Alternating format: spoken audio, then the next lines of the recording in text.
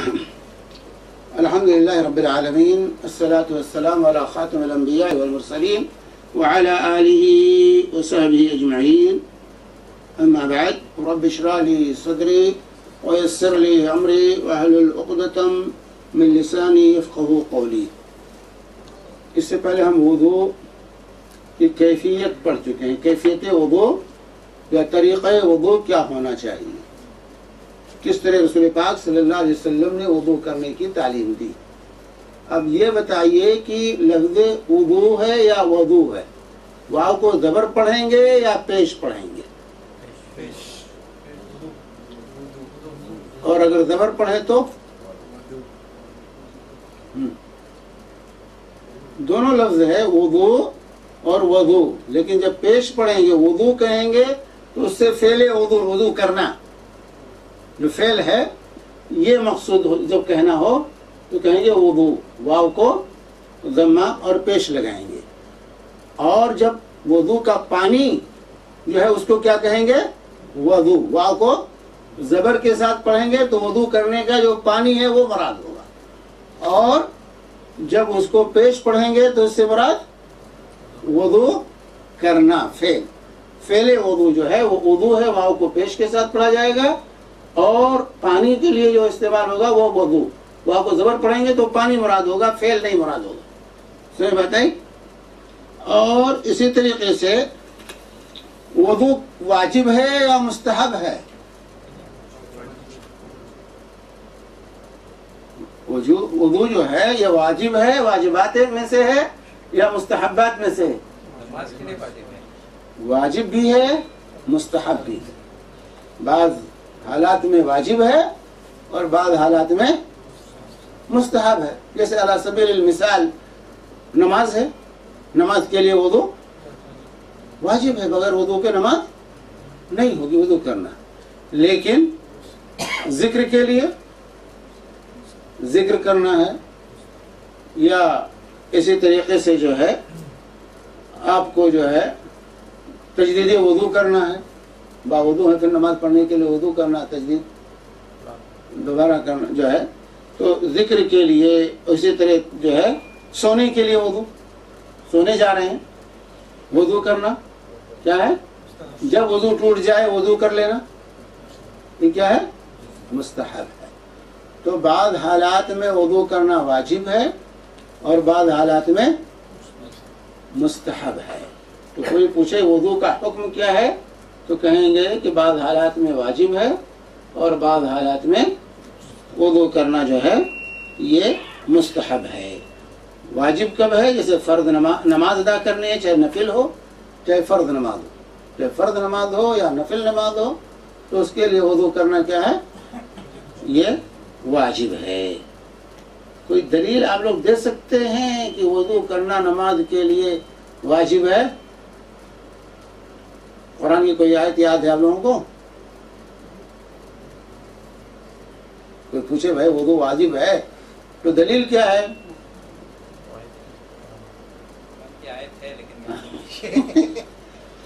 سورہ مائدہ کی آیت ہے، سورہ مائدہ آیت نمبر 6، اللہ تعالیٰ فرماتا ہے یا ایھا الذین آمنوا اذا قمتم الی الصلاۃ فاغسلوا وجوہکم، اذا قمتم الی الصلاۃ فاغسلوا وجوہکم وایدیکم الی المرافق وامسحوا برؤوسکم وارجلکم الی الکعبین۔ اس کو آیت وضو کہا جاتا ہے، اس کو آیت وضو کہتے ہیں۔ سورہ مائدہ آیت نمبر 6 میں اللہ تعالیٰ نے کہا کہ اے ایمان والو جب تم نماز کا ارادہ کرو تو اپنے منہ دھو لو، اپنے چہروں کو دھلو اور اپنے ہاتھوں کو دھلو کوہنیوں سمیت، اور اپنے سر کا مسح کرو اور اپنے دونوں قدموں کو ٹخنوں سمیت دھل لیا کرو۔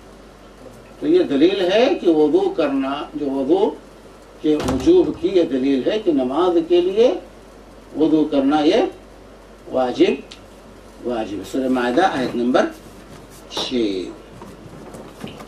اور اسی طرح حدیث ہے بخاری اور مسلم کی، لا يقبل اللہ صلاۃ احدکم اذا احدث حتی یتوضا، جب وضو ٹوٹ جائے تو اللہ تعالیٰ اس کی نماز کو اس وقت تک قبول نہیں کرتا جب تک کہ وہ وضو نہ کر لے، وضو نہ کر لے۔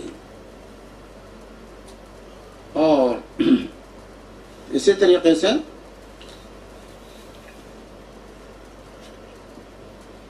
وضو کی شرط کیا ہے، وضو کے شرائط کیا ہے؟ ایک کافر وضو کرے تو اس کا اعتبار ہوگا؟ ایک کافر وضو کرتا ہے ویسے جیسے ہم وضو کرتے ہیں، ایسے کافر وضو کرے تو اس کے وضو کا اعتبار ہوگا؟ اس کا اعتبار نہیں ہوتا۔ سب سے پہلی شرط کیا ہے؟ اسلام، مسلمان ہونا۔ ایک غیر مسلم وضو کرے، کافر وضو کرے تو اس کے وضو کا اعتبار نہیں ہوگا، کتنا بھی دھلے ہو تو اس کے وضو کا اعتبار یا اس کے غسل کا اعتبار نہیں ہوگا۔ اس کے لیے اسلام یہ شرط ہے وضو کے صحیح ہونے کے لیے، پہلی شرط اسلام ہے۔ اور دوسری شرط کیا ہے کہ وہ مکلف ہو، یعنی تکلیف کی عمر کو پہنچا ہو، یعنی بالغ ہو، عاقل ہو، سمجھے؟ بالغ ہو اور عاقل ہو۔ ایک پاگل وضو کرے تو اس کا اعتبار نہیں ہوگا، ایک نابالغ بچے کے وضو کا اعتبار نہیں ہوگا، جو سن شعور کو بھی نہ پہنچا ہو اس کے وضو کا بھی اعتبار نہیں ہوگا۔ تو جو ہے بلوغت اور اسی طریقے سے جو ہے عقل، یہ وضو کے لیے شرط ہے۔ یہ دو شرطیں ہیں، یہ دو جو ہے، ایک تو پہلی شرط کیا بتایا میں نے؟ اسلام، مسلمان ہونا، اور دوسری شرط یہ ہے مکلف ہونا۔ مکلف ہونا یعنی عاقل و بالغ ہونا۔ اور تیسری شرط کیا ہے؟ تیسری شرط یہ ہے کہ اعضائے وضو سے اس چیز کو زائل کر دینا، دور کر دینا جو پانی پہنچنے سے مانع ہو۔ یہ تیسری شرط ہے۔ اگر جیسے عورتیں نیل پالش لگاتی ہیں، نیل پالش لگا ہوا ہے تو اس کے وضو کا اعتبار نہیں ہوگا، کیونکہ نیل پالش جو ہے پانی پہنچنے سے مانع ہے۔ تو ایسی چیز اعضائے وضو پر نہ ہو کہ جس کی وجہ سے پانی جلد تک نہ پہنچے۔ تو اگر ایسی کوئی چیز لگی ہوئی ہے، پینٹ لگا ہے، ایسی کوئی چیز لگی ہوئی ہے جو پانی پہنچنے سے مانع ہے، تو اس کو پہلے زائل کریں گے تب وضو صحیح ہوگا، ورنہ وضو صحیح نہیں ہوگا۔ یہ تین بنیادی شرطیں ہیں وضو کے لیے۔ پہلی شرط مسلمان ہونا، دوسری شرط ہے مکلف ہونا، عاقل و بالغ ہونا، تیسری شرط ہے کہ وہ ایسی چیز کو جسم سے اعضائے وضو سے زائل کرنا جو پانی پہنچنے سے مانع ہو رہا ہو، جیسے نیل پالش وغیرہ۔ اسی طریقے سے ہم نے پڑھا تو اس سلسلے میں جو ہے وہ کیفیت جو ہے وضو کی جو ہے کیفیات جو بیان کی گئی ہیں، اس میں کچھ چیزیں فرائض میں ہیں، کچھ چیزیں سنن میں، کچھ چیزیں مسنون ہیں اور کچھ چیزیں جو ہے فرض ہیں۔ یعنی فرائض اگر نہیں واقع ہوں گے تو وضو نہیں ہوگا، اور سنت کا مطلب اگر چھوٹ جائے تو وضو صحیح ہو جائے گا۔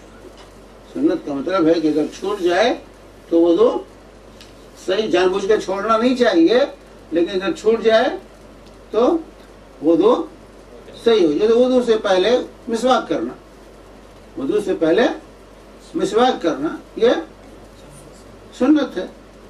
وضو سے پہلے مسواک کرنا سنت ہے۔ اگر کسی نے مسواک نہیں کیا تو وضو صحیح ہوگا کہ نہیں؟ وضو اس کا صحیح ہو جائے گا۔ تو سنن جو ہے کہ چھوٹ جانے سے وہ فعل باطل نہیں ہوگا، لیکن فرض چیز اگر چھوٹ جائے تو فعل باطل ہو جائے گا۔ فرائض کیا کیا ہیں؟ فرائض میں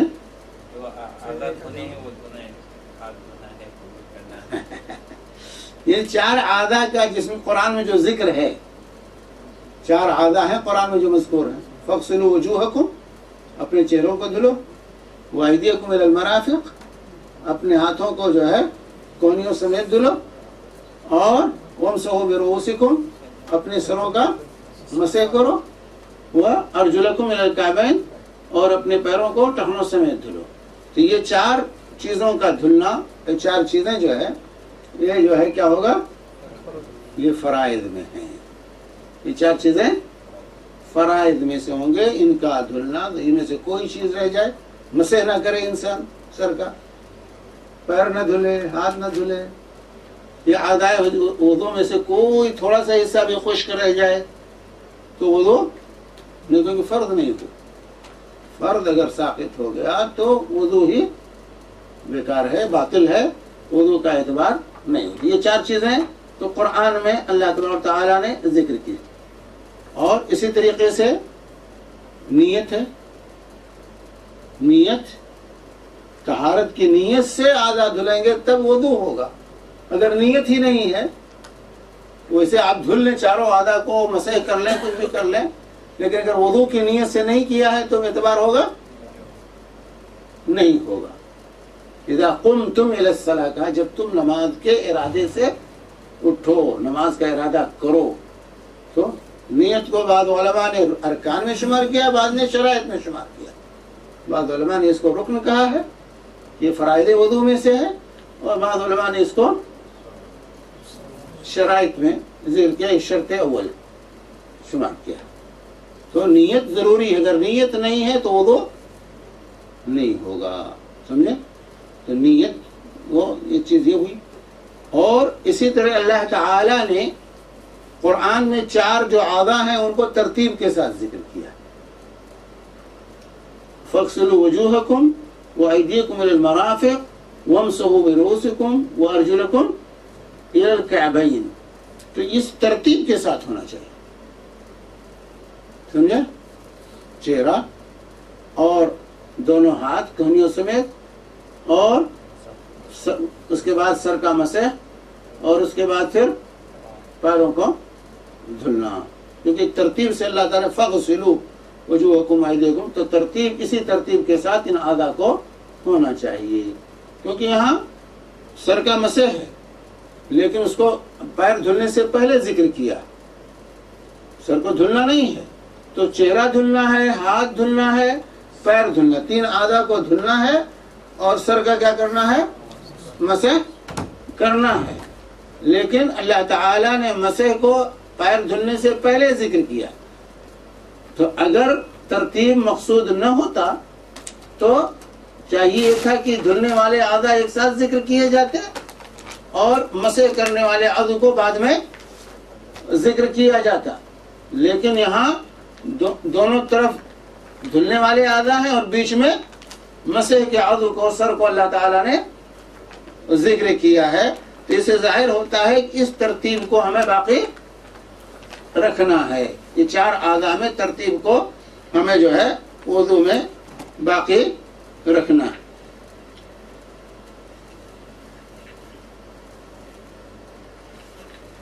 اسی طرح سے جو ہے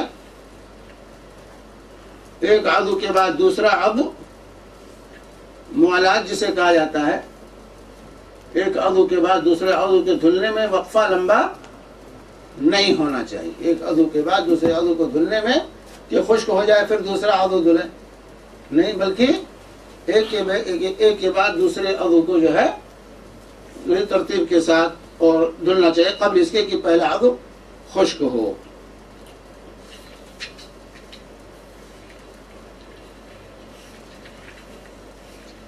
اچھا، اب یہ بتائیے سر کا جو مسح ہے یہ پورے سر کا مسح کرنا ضروری ہے یا بعض حصے کا؟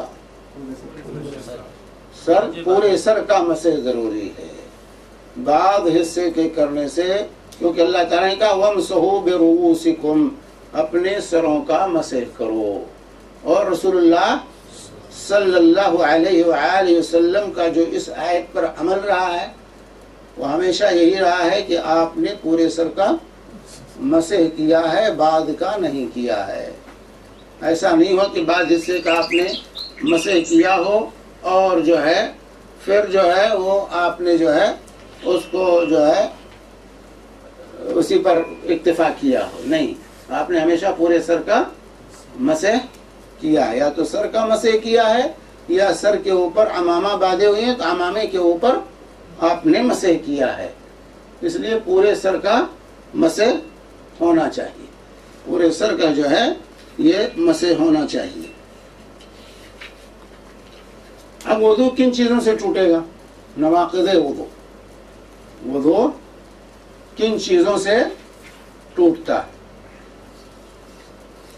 تو پہلی چیز ہے نواقض وضو میں سے سبیلین، یعنی پیشاب پاخانے کے راستے سے کوئی چیز خارج ہو، چاہے پیشاب ہو، چاہے پاخانہ ہو، چاہے ہوا ہو، چاہے خون ہو، چاہے مزی ہو، چاہے ودی ہو، چاہے منی، کچھ جو چیز بھی پیشاب پاخانے کے راستے سے کوئی چیز خارج ہو تو وہ ناقض وضو، وہ چیز جو ہے ناقض وضو ہے، نواقض وضو میں سے۔ تو پہلی چیز ہوئی خروج، یعنی پیشاب پاخانے کے راستے سے کسی چیز کا خارج ہونا، اور جو ہے دوسری چیز یہ ہے نیند۔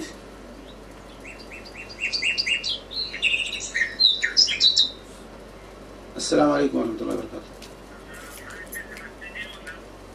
والله عجيب، انتم تبدأوا انتم بعدين اجيكم ان شاء الله عندهم.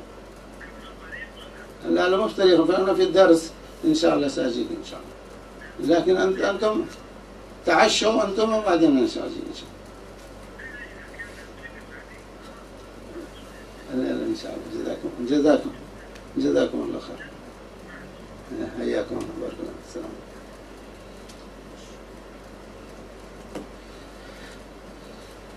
تو جو ہے نیند جو ہے ایسی نیند جو گہری نیند، جس کو کیا کہا جائے گہری نیند، کہ جس کے اندر جو ہے ہوش و حواس باقی نہ رہے، ہمارے ارد گرد کیا ہو رہا ہے اس کا پتہ نہ ہو۔ گہری نیند، ہلکی نیند ہے کہ انسان بھی محسوس کرتا ہے، احساس اس کا بالکل ختم نہیں ہوتا تو وہ ناقض وضو نہیں، لیکن گہری نیند جس میں ہوش و حواس ختم ہو جاتے ہیں، ادراک ختم ہو جاتا ہے، تو ایسی صورت میں وہ ناقض وضو ہے، ناقض وضو ہے۔ جیسے اللہ کے وسلم العین وقاع السہ، جو ہے آنکھ جو ہے یہ جو ہے شرمگاہ کا جو ہے ڈھکن ہے، فمن نام فلیتوضا، جو سو جائے وہ اس کو چاہیے کہ وہ وضو کرے، وہ وضو کرے، کیونکہ نیند کی حالت میں اس کو خیال نہیں رہتا، احساس نہیں ہوتا کہ کچھ ہوا خارج ہوا کہ نہیں خارج ہوا، ہو سکتا ہوا خارج ہو جائے وضو ٹوٹ گیا ہو، تو اسی لیے نیند کو ناقض وضو قرار دیا گیا۔ لیکن وہ نیند جس کے اندر ہوش و حواس ختم ہو جائے، اگر ہوش و حواس باقی ہیں اور پھر نیند آ رہی ہے، جھونکے آ رہے ہیں، لیکن جھونکے میں جو ہے ہوش و حواس ختم نہیں ہوتا تو اس سے جو ہے وضو نہیں ٹوٹتا۔ تو جو ہے نواقض وضو میں سے نیند کا گہری نیند ہے۔ اسی طریقے سے تیسری چیز ہے عقل کا زائل ہونا، عقل کا زائل ہو جانا، چاہے وہ بے ہوشی کی وجہ سے ہو، انسان بے ہوش ہو گیا، یا بے ہوشی کے ساتھ ساتھ یا پاگل ہو گیا تب بھی اس کا وضو نہیں رہا کیونکہ عقل زائل ہو گیا، یا بے ہوش ہو گیا تب بھی عقل زائل ہو رہا ہے۔ یا اسی طریقے سے جو ہے انسان جو ہے بے ہوش ہو گیا، پاگل ہو گیا، یا اسی طریقے سے نشہ اور چیز استعمال کی، اس نے نشہ طاری ہو گیا، اس پر شراب پی لی، نشہ میں آ گیا، تو پھر نشے کے اندر بھی ہوش و حواس کیا ہو رہا ہے، اس کو شعور نہیں ہوتا۔ تو تمام چیزیں زوال عقل میں شامل ہیں۔ تو زوال عقل جو ہے، عقل کا زائل ہونا، یہ ناقض وضو، عقل کا زائل ہونا ناقض وضو ہے۔ سگریٹ یہ جو ہے عقل زائل نہیں ہوتا اس وقت عام حالات میں، اس لیے سگریٹ پینے سے وضو نہیں ٹوٹے، کسی حرام کھانے سے وضو نہیں ٹوٹتا. گالی بکنے سے وضو نہیں ٹوٹتا, سمجھے؟ وہ حرام ہے اپنی جگہ پر, گنہگار ہے اپنی جگہ پر, معصیت ہے, معصیت کے ارتکاب سے صرف وضو نہیں ٹوٹے گا. سمجھ بات ہے کہ گالی بکا تو کیا وضو کرے پھر؟ تو سگریٹ کا پینا, تمباکو کا کھانا یہ حرام ہے, لیکن اس کو ناقض وضو نہیں ہے, اللہ کی نشہ طاری ہو جائے, اللہ کی نشہ طاری ہو جائے گا. نشہ طاری ہو جائے گا تو ناقض وضو ہوگا, لیکن نشہ طاری نہیں ہوتا تو ناقض وضو نہیں.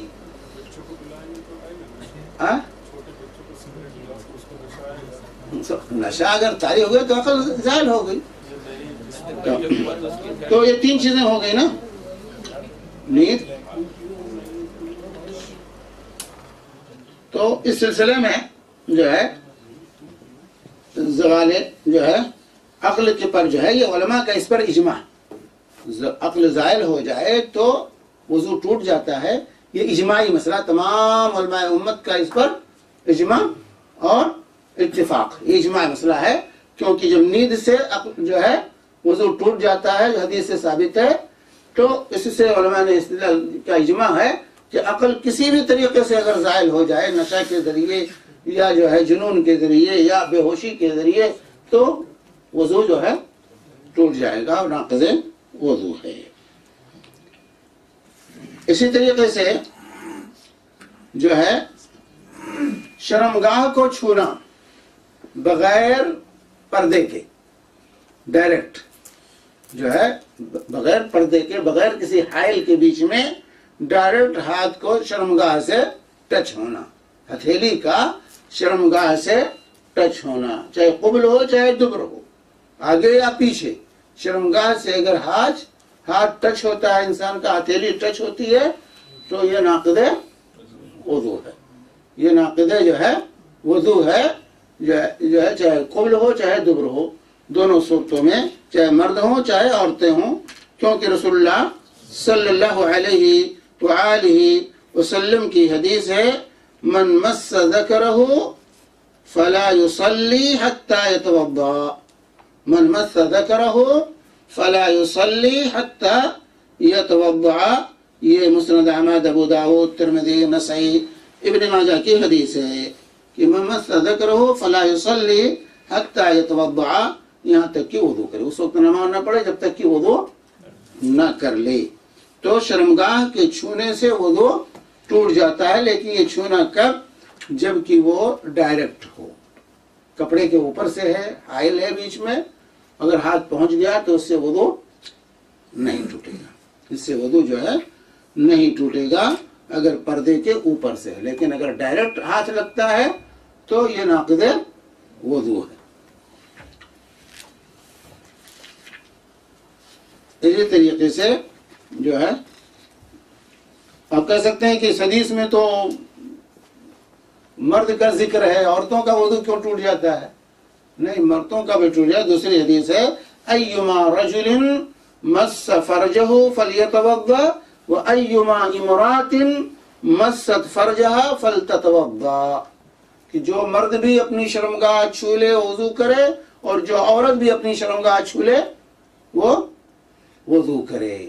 تو مردوں اور عورتوں دونوں کے لیے جو ہے, یہ بھی مسند احمد اور بحقی وغیرہ کی دارقطنی اور طحاوی وغیرہ کی روایت ہے. تو چاہے مرد ہو چاہے عورت ہو, اگر ڈائریکٹ وہ اپنی شرمگاہ پر ہاتھ ان کا لگتا ہے, اپنی شرمگاہ پر یا کسی دوسرے کی شرمگاہ پر, تو وضو ٹوٹ جائے گا. اپنی شرمگاہ ہو یا دوسرے کی شرمگاہ وغیرہ. جیسے کہ بہت سی خواتین ہیں جو بچوں کا پیشاب پخانہ صاف کرتی ہیں, اگر ڈائریکٹ دستانہ نہیں پہنے ہوئی ہیں, ڈائریکٹ ہاتھ مس ہوتا ہے تو وضو ٹوٹ جائے گا, ان کو دوبارہ وضو کرنا ہو. لیکن اگر دستانہ پہنے ہوئی ہیں تو کوئی فرق نہیں پڑتا, کیونکہ حائل ہے بیچ میں, یہ وضو نہیں ٹوٹے گا. اسی طریقے سے کتنی چیزیں ہو گئی؟ چار ہو گئی. پانچویں چیز کیا ہے؟ اونٹ کا گوشت کھانا. اونٹ کا گوشت اگر انسان کھایا ہے تو اس سے بھی وضو ٹوٹ جائے گا, ناقض وضو ہے. اونٹ کا گوشت کھانا یہ نواقض وضو میں سے ہے. ایسے انسان کو وضو کرنا چاہیے. اللہ کے رسول صلی اللہ علیہ وآلہ وسلم کی حدیث ہے صحیح مسلم کی. جابر بن سمرہ رضی اللہ تعالی عنہ روایت کرتے ہیں کہ جو ہے رسول پاک صلی اللہ علیہ وسلم سے ایک شخص نے سوال کیا انتوضأ من لحوم الغنم، کیا بکری کا گوشت کھائیں تو ہم وضو کریں؟ آپ نے فرمایا ان شئت توضأ وان شئت فلا تتوضأ، اگر چاہو وضو کرو چاہو نہ کرو، تمہاری مرضی ہے، وضو سے نہیں ٹوٹتا. قال اتوضأ من لحوم الابل، کیا ہم اونٹ کا گوشت کھائیں تو وضو کریں؟ تو اللہ کے نبی صلی اللہ علیہ وسلم نے فرمایا نعم توضأ من لحوم الابل. اللہ کے رسول صلی اللہ علیہ وسلم نے فرمایا ہاں جو اونٹ کا گوشت کھاؤ تو وضو کرو. یہ صحیح مسلم کی حدیث. اسی طرح اللہ کے نبی صلی اللہ علیہ وسلم کی دوسری حدیث ہے.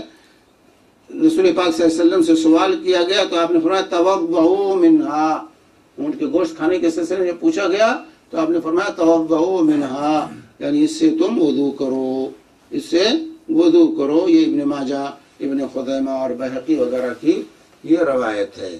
تو اس لیے اونٹ کا گوشت یہ ناقض وضو ہے. اونٹ کا گوشت جو ہے یہ ناقض ذکر کی گئی ہیں کہ یہ نواقض وضو میں سے ہے. اس کو یاد رکھنا چاہیے اور یہ چیزیں واقع ہو جائیں تو وضو انسان کو کر لینا چاہیے. اس میں بتائیں یہ 5 چیزیں نواقض وضو میں سے ہیں. کچھ چیزیں اور ہیں جو مختلف فی ہیں، سمجھے، مختلف فی ہیں لیکن راجح یہ ہے کہ اس سے وضو نہیں ٹوٹتا. راجح ہے کہ ان چیزوں سے وضو نہیں ٹوٹتا. ان میں سے ایک ہے عورت کو چھونا. شوافے کے ہاں عورت کو ٹچ ہو جائے ہاتھ تو اس سے وضو ٹوٹ جاتا. شوافے کے ہاں ہے کہ عورت کو اگر ہاتھ لگ جائے تو اس سے وضو ٹوٹ جاتا ہے. لیکن صحیح بات یہ ہے کہ عورت کو ہاتھ لگنے سے وضو نہیں ٹوٹتا. عورت کو ہاتھ لگنے سے جو ہے وضو نہیں ٹوٹتا، کیونکہ اس سلسلے میں احادیث وارد ہیں ام المؤمنین عائشہ صدیقہ رضی اللہ تعالی عنہا کی کہ رسول پاک صلی اللہ علیہ وسلم، ہم اس سے پہلے بھی حدیث پڑھ چکے ہیں کہ اللہ کے نبی صلی اللہ علیہ وسلم رات کو نماز پڑھتے اور میں آپ کے سامنے لیٹی رہتی تھی. آپ نماز پڑھتے تھے، میں آپ کے سامنے لیٹی رہتی تھی. اس وقت گھروں میں چراغ نہیں جلتے تھے، روشنی نہیں رہتی تھی، میں لیٹی رہتی تھی. اللہ کے نبی صلی اللہ علیہ وسلم جب سجدے میں جاتے تو میرے پیر کو ٹچ کرتے اور میں اپنا پیر سمیٹ لیتی، آپ سجدہ فرماتے. جب سجدے سے سر اٹھا لیتے تو میں پھر اپنا پیر پھیلا لیتی تھی. تو نماز کی حالت میں ٹچ کرنا پایا جائے. اگر عورت کا ٹچ کرنا، ہاتھ لگنا یہ ناقض وضو ہوتا تو اللہ کے نبی صلی اللہ علیہ وآلہ وسلم بار بار حضرت عائشہ صدیقہ رضی اللہ تعالی عنہا کو نماز کی حالت میں ہاتھ نہ لگاتے. تو اس حدیث سے یہ معلوم ہوا کہ عورت کو چھونے سے جو ہے وضو نہیں ٹوٹتا ہے. عورت کو چھونے سے وضو نہیں ٹوٹتا. اور اسی طریقے سے جو ہے یہ تو نسائی کی روایت تھی جو آپ کے سامنے پیش کی گئی. دوسری روایت بخاری کی ہے، اس میں بھی یہی کیفیت دوسرے الفاظ میں ہے کہ میں رسول پاک صلی اللہ علیہ وسلم کے سامنے سوئی رہتی تھی اور میرا پیر قبلے پر ان کے نبی کریم صلی اللہ علیہ وسلم کے قبلے کی طرف ہوتا. تو جب آپ سجدے میں جاتے پیر پر ہاتھ رکھ کے دباتے اور میں اپنا پیر سمیٹ لیتی، اور جب آپ کھڑے ہو جاتے میں اپنا پیر پھیلا لیتی. والبیوت یومئذ لیس فیہا مصابیح، اور اس وقت اتنا نہیں تھا کہ چراغ جلائے جائے، روشنی کی جائے. گھروں کے اندر چراغ نہیں جلائے جاتے تھے. لیس فیہا مصابیح کہ جو ہے چراغ نہیں تھے. گھروں میں چراغ ہمیشہ نہیں جلتے تھے، ضرورت کے وقت ضرورت در جلاتے تھے، اس کے بعد بجھا دیتے تھے. تو اللہ کے نبی صلی اللہ علیہ وسلم اسی اندھیرے میں نماز پڑھتے تھے. اور کمرہ بھی کوئی اتنا لمبا چوڑا آپ کا ہم لوگوں کے کمروں کی طرح، ہم لوگوں کے گھروں کی طرح، بلڈوں کی طرح نہیں تھا. کمرے میں اتنی گنجائش نہیں تھی. تو یہ روایت بخاری اور جو ہے یہ روایت جو ہے بخاری اور مسلم کی ہے، جس کے اندر اللہ کے عائشہ فرماتی ہے کہ میں لیٹی رہتی تھی، چراغ نہیں ہوتا تھا، اللہ کے سجدے میں جاتے تو پیر پر ہاتھ رکھتے، میں سمجھ لیتی اور پھر بعد میں پھیلا لیتی تھی۔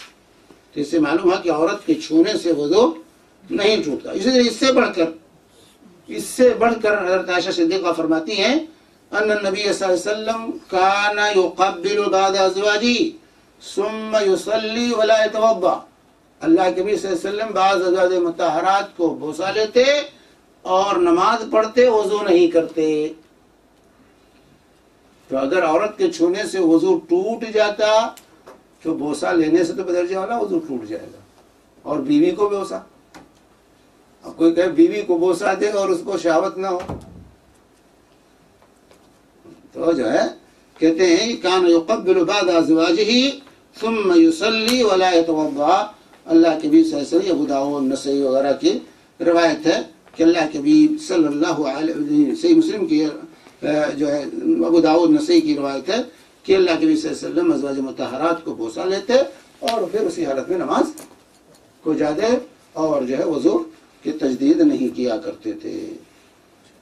تو یہ کہنا کہ عورت کو چھونے سے وضو ٹوٹ جاتا ہے، یہ صحیح نہیں ہے۔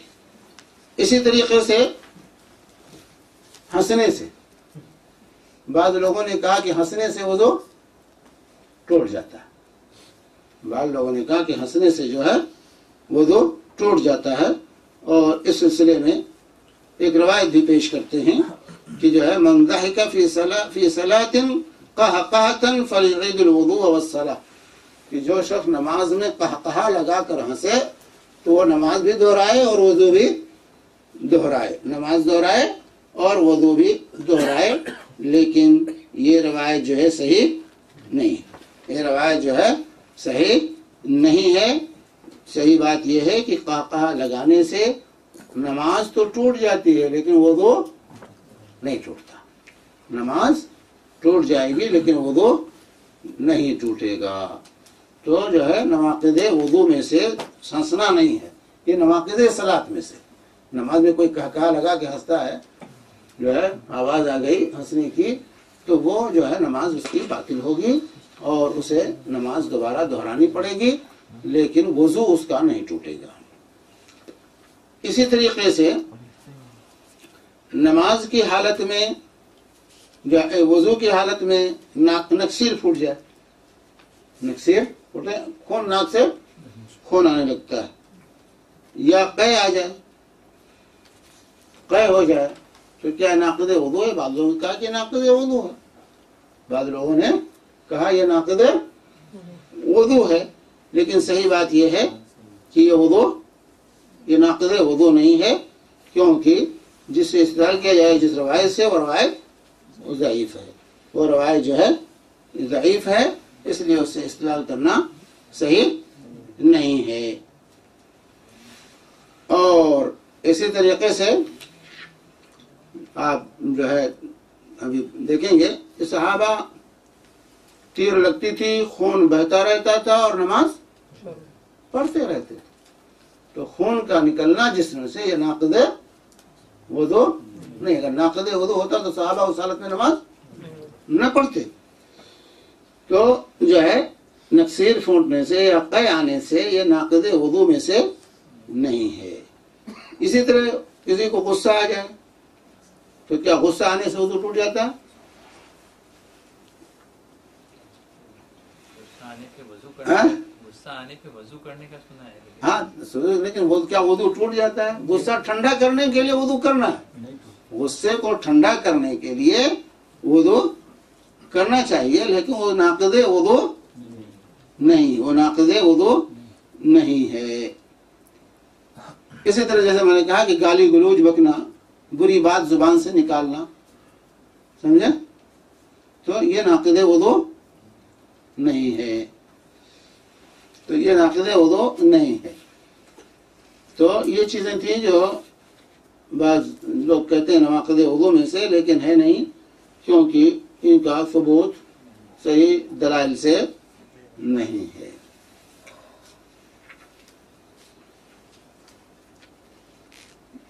تو جو ہے اسی طرح سے جیسے نماز ہے، نماز کے لیے واجب جیسے ہم پڑھ چکے ہیں. بعض وہ چیزیں جس کے لیے وضو مستحب ہے. کیا کیا چیزیں؟ جیسے ذکر الہی، آپ ذکر کرنے جا رہے ہیں، صبح کا ذکر، شام کا ذکر، سوتے وقت کے ذکر، ویسے اذکار جو ہے بغیر وضو کے جائز ہیں لیکن وضو کے ساتھ مستحب اور بہتر ہیں. اسی لیے جیسا کہ اس سے پہلے بھی دلیل آئی کہ اللہ کے بھی صلی اللہ علیہ وسلم جو ہے وضو کر رہے تھے اور آپ کو ایک شخص نے سلام کیا تو آپ نے سلام کا جواب نہیں دیا، اور جب وضو سے فارغ ہوئے تو آپ نے سلام کا جواب دیا اور کہا انه لم يمنعني ان ارد عليك الا اني كرهت ان اذكر الله الا على طهارة، کہ جو ہے مسند احمد بن ماجہ اور ابن خزیمہ کی حدیث ہے کہ میں نے یہ مناسب نہیں سمجھا کہ اللہ کا ذکر بغیر طہارت کے کروں. تو یہ مستحب ہے، بہتر ہے، لیکن اگر کوئی ذکر کرتا ہے تو ذکر کرنا جائز ہے. ذکر بغیر وضو کے جائز ہے، اور جو ہے باوضو ہو کر کرنا یہ مستحب اور بہتر، مستحب اور بہتر ہے. اسی طرح نیند کے لیے وضو کرنا، نیند کے لیے وضو کرنا اللہ کے رسول صلی اللہ علیہ وسلم فرماتے ہیں، براء بن عازب رضی اللہ تعالی عنہ کی روایت ہے، اذا اتیت مضجعک فتوضا وضوءک للصلاۃ، جب تم بستر پر جاؤ سونے کے لیے تو نماز کی طرح وضو کر لو. جب بستر پر نماز کے لیے جاؤ، سونے کے لیے جاؤ تو نماز کی طرح جو ہے تم وضو کر لو، نماز کی طرح جو ہے تم وضو کر لو. یہ روایت بھی جو ہے مسند احمد اور بخاری، ترمذی وغیرہ کی روایت ہے، ابو داؤد سنن کی روایت ہے، سنن کی اور بخاری کی یہ روایت ہے حضرت براء بن عازب رضی اللہ تعالی عنہ کی. تو اس میں اللہ کی وسلم تعلیم دی ہے کہ جب بستر پر جاؤ تو وضو کر لو، لیکن یہ حکم جو ہے وجوب کے لیے نہیں ہے، استحباب کے لیے ہے کہ یہ مستحب ہے، بہتر ہے. اسی طرح جنبی ہے، حالت جنابت میں ہے اور وہ کھانا یا پینا یا سونا یا دوبارہ مباشرت کرنا چاہتا ہے تو وضو اس کے لیے مستحب ہے. کھانا چاہتا ہے، ابھی غسل نہیں کیا ہے، حالت جنابت میں ہے، غسل واجب ہو گیا اس پر، چاہے وہ احتلام کے ذریعے یا مباشرت کے ذریعے غسل واجب ہوا ہے، اس کو حالت جنابت کہا جاتا ہے. تو اگر وہ کھانا چاہتا ہے یا پینا چاہتا ہے یا سونا چاہتا ہے یا اسی طرح سے جو دوبارہ مباشرت کرنا چاہتا ہے تو اس کو وضو کر لینا یہ اس کے لیے کیا ہے؟ مستحب ہے، بہتر ہے. کیونکہ رسول پاک صلی اللہ علیہ وآلہ وسلم سے سوال کیا گیا کہ اینام احدنا وهو جنب، کیا ہم میں سے کوئی شخص حالت جنابت میں سو سکتا ہے؟ تو آپ نے فرمایا نعم اذا توضا، ہاں جبکہ وہ وضو کر لے، ہاں جبکہ وہ وضو کر لے. یہ بھی بخاری اور مسلم کی متفق علیہ روایت ہے. تو وضو کرنا اس کے لیے مستحب اور بہتر ہے، سونے کے لیے چاہتا ہے. اور اسی طرح ام عائشہ صدیقہ رضی اللہ تعالی عنہا فرماتی ہیں کان نبی صلی اللہ علیہ وسلم اذا اراد ان ينام وهو جنب غسل فرجه وتوضا وضوءه للصلاة، کہ نبی کریم صلی اللہ علیہ وآلہ وسلم جب سونا چاہتے اور حالت جنابت میں ہوتے تو اپنی شرمگاہ دھل لیتے اور نماز کی طرح وضو کر لیتے تھے، نماز کی طرح جو ہے وضو کر لیتے تھے. اسی طرح سے یہ روایت بھی جو ہے بخاری اور مسلم کی ہے. اسی طرح دوسری روایت کے الفاظ ہیں کان جنبا فاراد ان یاکل او ینام توضا، جب آپ کھانا چاہتے یا سونا چاہتے تو آپ حالت جنابت میں ہوتے تو وضو کر لیا کرتے تھے، وضو آپ کر لیا کرتے تھے. یہ بھی صحیح مسلم کی حدیث ہے. تو اس طرح وضو کرنا اسی صورت میں جو ہے مستحب اور بہتر ہے. اسی طرح غسل سے پہلے وضو، غسل سے پہلے وضو کرنا یہ مستحب ہے، بہتر ہے. کہ غسل کرنے جا رہے ہیں تو پہلے وضو کر لیں، پھر جو ہے غسل کریں، سمجھے؟ اسی طرح ہر نماز کے لیے تجدید وضو، ہر نماز کے لیے تجدید وضو کرنا یہ مستحب ہے، جو ہے یہ مستحب اور بہتر ہے، جو ہے اللہ کے رسول صلی اللہ علیہ وآلہ وسلم کے سلسلے میں آتا ہے کہ صلی الصلوات یوم الفتح بوضوء واحد، کہ اللہ کے حبیب صلی اللہ علیہ وسلم نے ایک ہی وضو سے فتح مکہ کے موقع پر کئی نمازیں پڑھی، جو ہے تو حضرت عمر نے کہا، جو ہے حضرت عمر نے اس کا ذکر کیا کہ آپ نے ایسا کام کیا جس سے پہلے آپ نہیں کرتے تھے، آپ اس سے پہلے ہر نماز کے لیے وضو کرتے تھے، آج آپ نے کئی نمازیں ایک ہی وضو سے پڑھ لی ہیں۔ تو اللہ کے نبی صلی اللہ علیہ وسلم نے فرمایا عمدن صنعتہ یا عمر، اے عمر میں نے قصدن ایسا کیا ہے، ایسا قصدن میں نے کیا ہے۔ یہ روایت جو ہے صحیح مسلم کی ہے، یہ روایت صحیح مسلم کی ہے۔ اللہ کے نبی صلی اللہ علیہ وسلم نے کہا میں نے قصدن ایسا جو ہے کیا ہے۔ تو جو ہے مستحب ہے اور بہتر ہے کہ ہر نماز کے لیے وضو کیا جائے، جیسے اللہ کے نبی صلی اللہ علیہ وسلم کیا کرتے تھے۔ تو تجدید وضو یہ مستحب ہے، لیکن ایک ہی وضو سے کئی نمازیں پڑھنا بغیر وضو نہ ٹوٹا ہو، ظہر پڑھا وضو نہیں ٹوٹا تو اسی سے عصر پڑھ لیا، پھر وضو نہیں ٹوٹا تو اسی سے مغرب کی نماز پڑھ لی، کوئی بات نہیں، یہ جائز ہے۔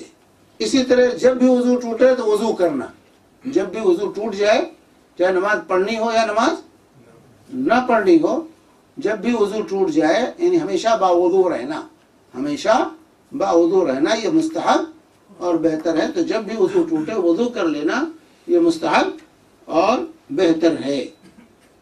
چنانچہ اس سلسلے میں حضرت بریدہ کی روایت ہے کہ رسول پاک صلی اللہ علیہ وسلم ایک صبح کو بلال کو بلایا، جو ہے تو حضرت بلال نے کہا کہ جو ہے حضرت بلال سے کہا کہ بلال یہ بتاؤ تم جنت میں مجھ سے آگے تھے، میں رات میں جنت میں داخل ہوا، میں رات کو جنت میں داخل ہوا تو میں نے تمہارے اپنے آگے تمہارے چلنے کی آہٹ سنی، تمہارے پاؤں کی آہٹ میں نے اپنے آگے سنی ہے جنت میں۔ رات میں جنت میں داخل ہوا، نہیں خواب کا واقعہ ہے کہ خواب میں آپ کو جنت دکھائی گئی، معراج کا واقعہ نہیں ہے۔ بہت سے لوگ اس کو معراج کا واقعہ سمجھتے ہیں، یہ معراج کا واقعہ نہیں۔ آپ نے فرمایا کہ انی دخلت البارحۃ الجنہ، کہ میں صبح جو ہے رات میں جو ہے جنت میں داخل ہوا تو میں نے تمہارے چلنے کی آواز اپنے آگے سنی ہے۔ تو جو ہے بلال نے کہا یا رسول اللہ کہ جب بھی میں اذان دیتا ہوں تو میں 2 رکعت پڑھتا ہوں، اور جب بھی وضو ٹوٹتا ہے میرا تو میں وضو کر لیتا ہوں۔ 2 چیزیں ہیں بتائی کہ جو جب بھی اذان کر دیتا ہوں تو 2 رکعت پڑھتا ہوں، اور جب بھی میرا وضو ٹوٹتا ہے تو میں وضو کر لیتا ہوں۔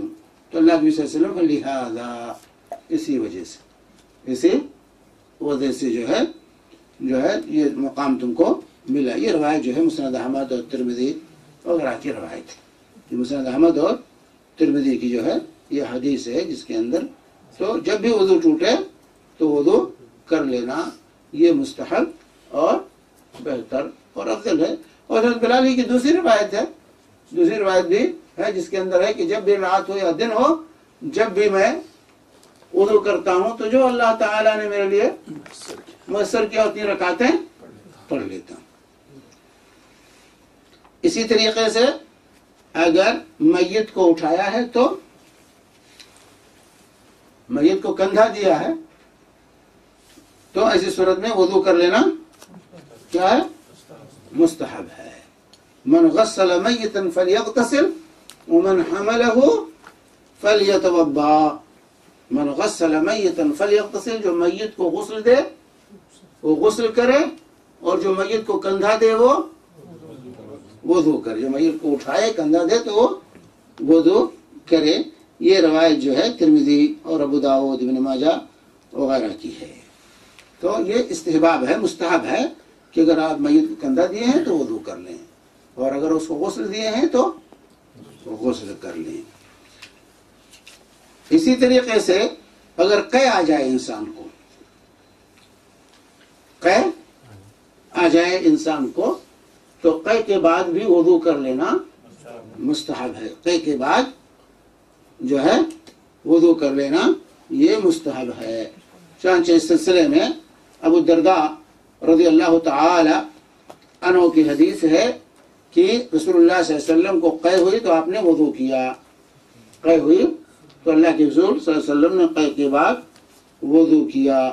کہتے ہیں کہ میں ثعبان سے ملا مسجد دمشق کی مسجد میں، تو میں نے اس کو ذکر کیا، یعنی میدان بن ابی طلحہ ابو الدرداء سے روایت کرتے ہیں کہ رسول اللہ صلی اللہ علیہ وسلم کو قے آئی تو آپ نے وضو فرمایا۔ تو کہتے ہیں پھر میں ثعبان سے ملا دمشق کی مسجد میں تو میں نے اس کو ذکر کیا تو انہوں نے کہا صدقہ، کہ ابو الدرداء نے صحیح کہا ہے، انا سببت لہ وضوءہ، انا سببت لہ وضوءہ، واو کے زبر کے ساتھ وضوءہ، کہ میں نے وضو کا پانی میں نے ڈالا تھا اور اللہ کے رسول صلی اللہ علیہ وسلم نے وضو کیا تھا۔ یہ روایت مسند احمد ترمذی وغیرہ کی ہے۔ تو اس طریقے سے جو ہے اگر قے آ جائے تو وضو کر لینا یہ مستحب اور بہتر اور افضل ہے، بہتر جو ہے اور افضل ہے۔ تو یہ بعض وہ مسائل تھے وضو کے سلسلے میں جس کو بیان کرنا میں نے مناسب سمجھا، اور یہ چیزیں آپ لوگوں کے ذہن میں رہنی چاہیے۔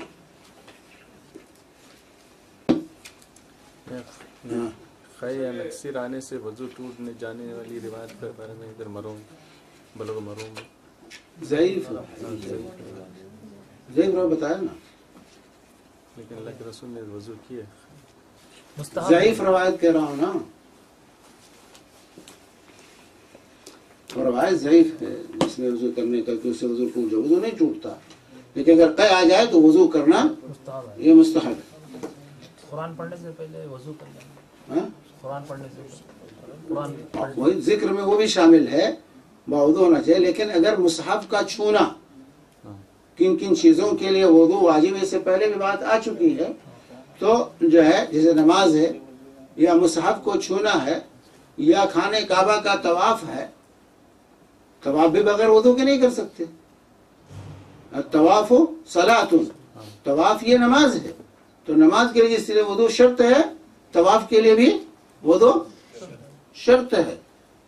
اسی طرح لا یمس القرآن الا طاہر، قرآن کو صرف پاک شخص چھوئے، تو اس سے بھی جمہور علماء نے طاہر سے باوضو مراد لیا کہ باوضو شخص ہی قرآن کو ہاتھ لگائے، سمجھ بات ہے؟ تو جمہور علماء کا جو موقف ہے کہ قرآن چھونے کے لیے بھی وضو شرط ہے، قرآن چھونے کے لیے بھی وضو شرط ہے۔ یہ اس میں بخاری کی روایت بتا رہی ہے جس میں بیٹھے بیٹھے اگر سو گئے تو وضو نہیں ٹوٹتی نماز۔ بھائی وہ ہلکی نیند میں بتایا نا، ہلکی نیند سے وضو نہیں ٹوٹتا، بیٹھ کر گہری نیند نہیں سوئے گا کوئی، بیٹھ کر ہلکی نیند سوتا ہے۔ لیکن اس میں اس کا ترجمہ اس طرح سے دیتے ہیں کہ ان کی کھراٹوں کی آواز بھی آتی ہے۔ ہاں تو آواز بھی آ سکتی ہے، آواز آ سکتی ہے، نہیں آواز آنے سے کوئی گہری نیند نہیں ہوتی ہے، آواز تو عام لوگوں کو بہت سے لوگوں کو تو ویسے ہی آنے لگتی ہے۔ کھراٹا لانا یہ کوئی گہری نیند کی دلیل نہیں ہے، یہ نہیں کہ وہ نیند گہری ہو گئی، سمجھے؟ بعض لوگوں نے کہا بیٹھ کر سو تو ناقص نہیں ہے، جو ہے نماز کی کیفیت میں سو تو ناقص نہیں، بعض لوگوں نے بات کہی ہے، لیکن یہ صحیح نہیں ہے۔ اصل ہے گہری اور ہلکی نیند، ایسی نیند جس سے ہوش حواس ختم بالکل نہیں ہوا ہے وہ ناقص نہیں ہے، لیکن ایسی نیند جس میں ہوش حواس ختم ہو جائے وہ ناقص ہے۔ کراٹے آتے ہیں آواز دیتے تو بھی جواب نہیں دیتے ہیں تو اگر ایسی کیفیت ہے تو وہ گہری نیند ہے۔ بہت سے لوگ چلتے چلتے سو لیتے ہیں، لیکن ارشاد و نادر ہے، بہت سے لوگ چلتے رہتے ہیں پیدل، مطلب یہ نہیں گاڑی میں بیٹھ کے، گاڑی میں بیٹھ کے تو بہت سے لوگ سوتے ہیں، چلتے چلتے نہیں پیدل چلتے چلتے سوتے۔ عاقل اور بالغ ہونا چاہیے نا، تو اگر چھوٹے بچے جو بالغ نہیں ہیں ہاں وہ اگر قرآن پڑھتے ہیں تو وضو کرانا چاہیے، ہمیں عادت ڈالنے کے لیے، تربیت کے لیے، ان کی تربیت کے لیے ہمیں ان کے وضو کی تعلیم دینی چاہیے، جسے نماز پڑھائیں گے، روزہ رکھواتے ہیں، حالانکہ ان پر فرض نہیں ہے، اسی لیے وضو ان پر واجب نہیں، مکلف نہیں ہے، لیکن ان کو عادت ڈالنے کے لیے یہ تمام چیزیں انہیں بچپن سے سکھایا جائے گا۔ آپ نے کہا کہ شرمگاہ میں جب ہتھیلی لگ جائے تو وضو ٹوٹ جاتا ہے، کبھی کبھی کپڑے پہنتے وقت انگلی وغیرہ لگ گئے تو بھی وضو ٹوٹ جاتا ہے۔ ہاں ہتھیلی یہ حصہ لگے گا، یہ پشت لگے گا تو نہیں ٹوٹے گا، اس طرف لگے ہاتھ کا کوئی اور لگے تو نہیں ٹوٹے گا، یہ ہتھیلی لگے گی تو ٹوٹے گا۔ ہتھیلی کس حصے کو کہتے ہیں؟ اس سائڈ کو، یہ اوپر کا حصہ لگے تو نہیں ٹوٹے گا، کیونکہ یہ احساس اس میں ہوتا، یہ حساس ہے، یہ حصہ حادثہ جو ہے اس میں پایا، ہتھیلی میں پایا جاتا۔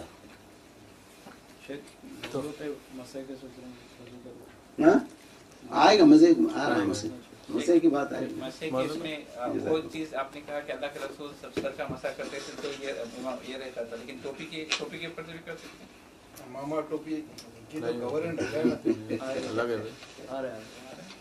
آئے گا مسئلے کی بات آئے گی۔ مولانا خواہ ہوئی اگر کوئی خواہ ہوئی کوئی وضو نہیں کیا تو کوئی بات نہیں، وضو نہ اللہ کے رسول نے کیا، اللہ کے وجہ سے مستحب ہے، اسی عمل کی وجہ سے تو کہا گیا مستحب ہے۔ دیکھیے فعل صرف وجوب کی دلیل نہیں، اللہ کے بھی دیکھیے قاعدہ اصولی قاعدہ جو ہے کہ کسی چیز کا اللہ کی وجہ سے ایسا کیا، یہ مطلب نہیں کہ اس کا کرنا واجب ہے، سمجھے؟ فعل سے وجوب لازم نہیں آتا، آرڈر سے وجوب لازم آتا ہے۔ آپ نے کہا ایسا کرو تو وہ فرض اور واجب ہے، آپ نے ایسا کیا تو اس کے لیے جب تک اور دلیل نہ ہو وجوب کی، صرف فعل سے وجوب نہیں ہوگا، واجب نہیں ہو کہا جائے گا۔ یہ چاہے وہ سنت ہے، مستحب ہے، بہتر ہے، افضل ہے، وہ افضلیت اور سنیت کی دلیل ہے، وہ وجوب کی دلیل نبی صلی اللہ علیہ وسلم کا فعل کہ اللہ کے رسول صلی اللہ علیہ وسلم نے ایسا کیا، یہ وجوب کی دلیل نہیں ہے، اس کی وجہ سے واجب نہیں کہیں گے اس فعل کو سنت کہیں گے، مستحب کہیں گے، افضل کہیں گے، بہتر کہیں گے، کیونکہ اللہ کے رسول نے کیا ہے، اس فعل کو فرض اور واجب نہیں کہا۔ ہاں لیکن آپ نے آرڈر دیا ہے کہ ایسا کرو، تو ایسی صورت میں وہ وجوب کی دلیل بنے گی، اللہ کی کوئی اور دلیل ہو جس کی وجہ سے وہ وجوب ختم ہو رہا۔ مثال دے دیجیے، ہاں کوئی مثال دے دیجیے، ایگزامپل۔ منڈے تھرسڈے کا روزہ، ہاں منڈے اور تھرسڈے کا جو روزہ ہے ہاں اللہ کی وجہ سے رکھتے تھے، بہتر ہے ہاں رکھنا بہتر ہے، ہم نہیں کہیں گے واجب ہے، ہر شخص پیر اور جمعرات کا روزہ رکھے، نہیں، آپ نے کیا ہے۔ ایام بیض کے روزے اللہ کے نبی صلی اللہ علیہ وسلم رکھتے تھے، لیکن اس کا رکھنا واجب نہیں ہے۔ پیروں کے انگلیوں کے بیچ میں جو یہ کرنا ہے وہ ایک بار کرنا ہے یا 3 بار کرنا ہے؟ ایک بار کافی، ایک بار سیدھے ہاتھ سے ہاں اسی خنصر سے ہونا چاہیے۔ سیدھے ہاتھ سے بہتر تو یہ کہ تیامن جو ہے دائیں ہاتھ سے ہی ہونا چاہیے، لیکن بائیں سے بھی کر لیتا ہے تو ہوگا۔